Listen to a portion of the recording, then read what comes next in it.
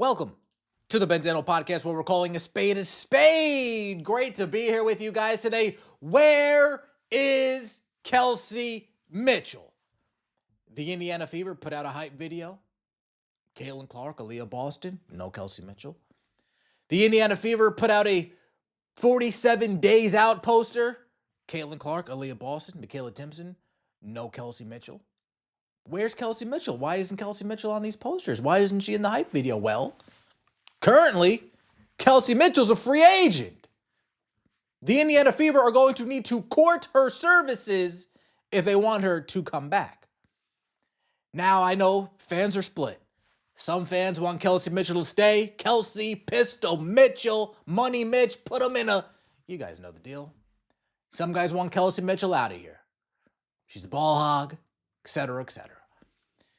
Now, let me play devil's advocate. You guys know I'm a Money Mitch guy. Let me play devil's advocate. I want Money Mitch gone, right? Let's say that. What about this Indiana Fever front office makes you think they are willing to take the risk of not signing Kelsey Mitchell? Because it would be ballsy for them not to try to retain Kelsey Mitchell's services. Sometimes you got to take risks to win. What makes you think this front office is willing to take that risk? Last offseason, they played it safe, backfired tremendously. This offseason, some might argue, bringing back Kelsey Mitchell, running back the big three, that's playing it safe. Will that backfire? Or will saying, Kelsey, we love you. We're all for you this, but if you want the max, you got to go somewhere else. Is that the better way for the Indiana Fever to proceed? Well, the New York Liberty, they have big decisions coming up this offseason. You got Breanna Stewart, Jonquel Jones, Sabrina Ionescu. How the New York Liberty handles this offseason might give us an idea of how the Indiana Fever are going to handle their upcoming offseasons as well. Let's get right into it. Please like the video. Let me know your thoughts in the comment section below and subscribe to the channel. That would mean so much to me. The Indiana Fever put out a video.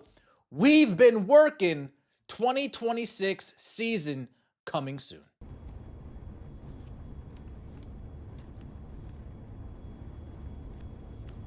This is Aaliyah Boston, Caitlin Clark, getting up in the gym, a nice black and white ambiance to it, warming up. No music, no vocals, no songs, just the sounds of them dribbling a basketball, getting their practice in, getting their game in. Now, if you ask me, this is a much better release than how they initially released the schedules with all that ASMR garbage of them touching weird little icons and emblems on a board. That shit was weird. That was weird. That was weird. This, a little bit more subtle, a little bit more simple, plain, right to the point. I'm not mad at it one bit. No Kelsey Mitchell in here, just AB and Caitlin Clark. The two cornerstones of the Indiana Fever. Make no mistake about it, Kelsey Mitchell might be part of the big three, but those two are the cornerstones. Caitlin Clark is the main piece, AB as well, the secondary main piece. But as far as the cornerstones of the franchise, it's really these two. Then we have 47 days out. You have AB, Caitlin Clark, and Michaela Timpson. But again, these three are already under contract. So this doesn't necessarily mean that Kelsey Mitchell is not coming back. I know some people are looking at this like, oh, Kelsey Mitchell is not coming back because she's not in the poster here. Well, when you look at their International Women's Day poster, Kelsey Mitchell is not featured here either. It's the three that were featured in the previous poster I just showed you. Michaela Timpson, Caitlin Clark, and AB as far as the current main players that are under contract with this roster. So, need not look too far into that. I looked high and low for this post from last year. Remember the post from last year where you had 6 players sitting in a classroom? They were all cartoons. And we were all speculating, oh, Temi Fag-Benley is one of those 6 players in this cartoon. The Fever are obviously going to core her and keep her on the team. Come to find out, they didn't core Temi Fag-Benley. They didn't keep her on the team. She went to the Golden State Valkyrie. Temi, we still miss you. So if history shows us anything, it tells us not to read too far into this. Now, going back to my previous point, what makes you think the Fever have the guts, the balls for the front office not to try to re-sign Kelsey Mitchell?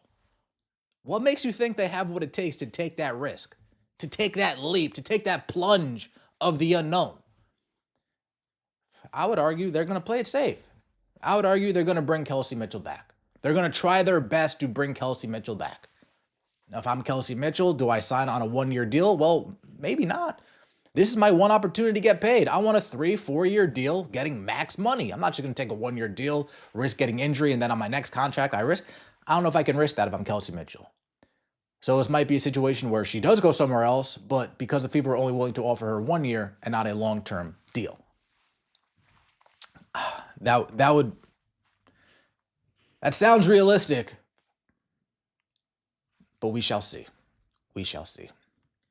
Fever fans, all I'm going to say is I better see Kelsey hoop in this graphic come next month.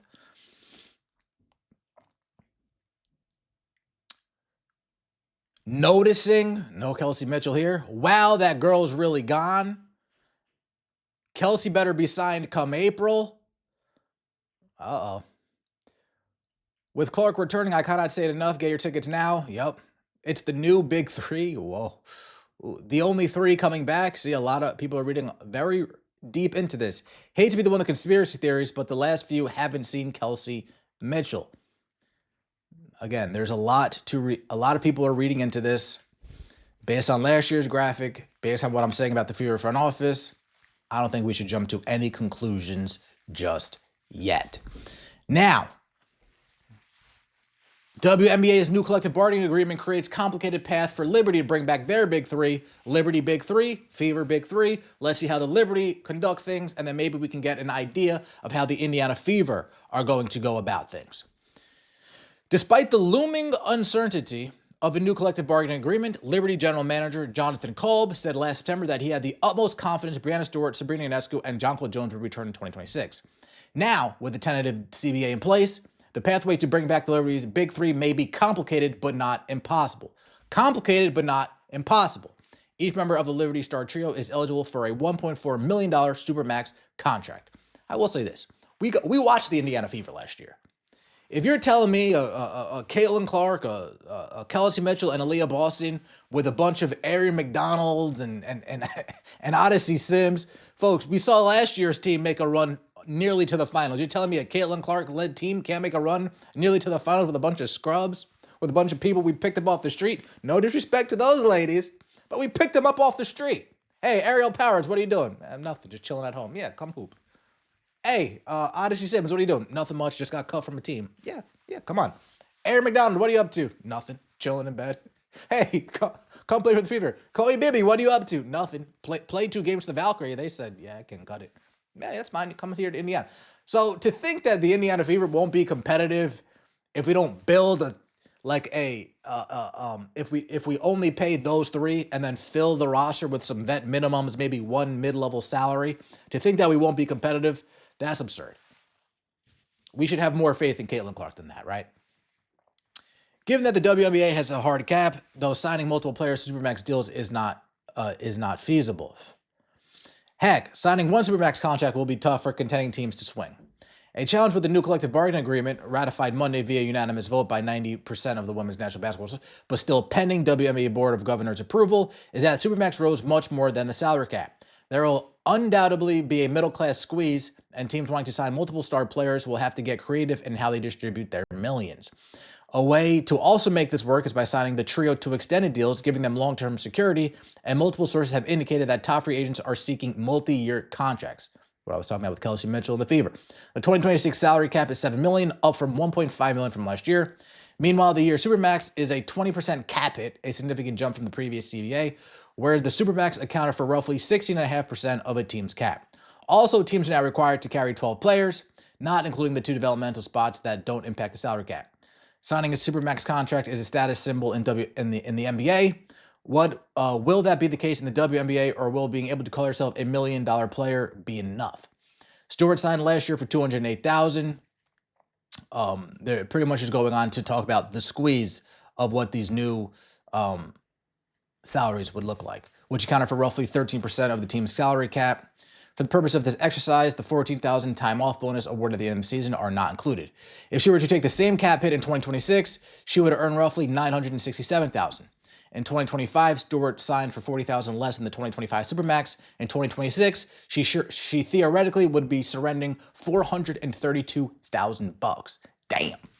Given Stewart's star power and effort in making this new CBA a reality, earning less than $1 million seems preposterous.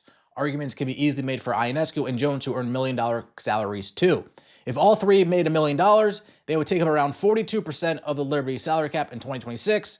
The starting five continuing for 55 to 60% of a team's cap could be doable for New York, especially considering Leonie Fiebich is only 2 years into her rookie scale contract. Salary figures for Fiebich and Naira Sabali, the Liberty's loan to players under contract for 2026, are determined by the CBA and not immediately known. It's also worth noting that minimum contracts carry different cap hits in the new CBA.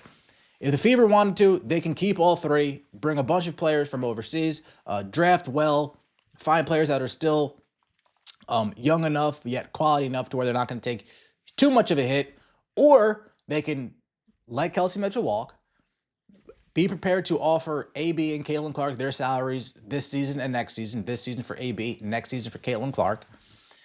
Try to bring back Lexi or Sophie. It's going to be one or the other. I don't think both of them are coming. I don't think both of them come back. Does it mean they're not? No, I don't think they're both coming back. One or the other. And try to continue to piece a team around Caitlin Clark. But let me know your thoughts in the comment section below. I appreciate all of the support. Like the video and subscribe to the channel. That would mean so much to me. See you next time, and as always, take it easy.